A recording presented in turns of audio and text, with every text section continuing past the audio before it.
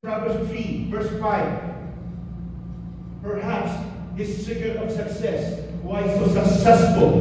The best one, 3 to 5. Trust in the Lord with all your heart and do not depend on your own understanding. Seek his will in all you do, and he will show you which path to take. Amen. Amen. 90% of our problems could be erased to be managed in Lord. If we make a decision to put our trust in him. And we could put our trust in him because he is not dead. Amen. He's not in the tomb. He is alive. He is with you even today. Hallelujah. My past, my fear of the past, last part, hopes my future. One of the biggest fears for all of us, even today, what gives us anxiety, what gives us this depressive moods and behaviors. We don't know what's going to happen on my tomorrow. What I'm facing right now is so difficult.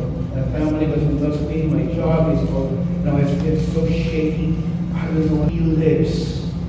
I can face tomorrow.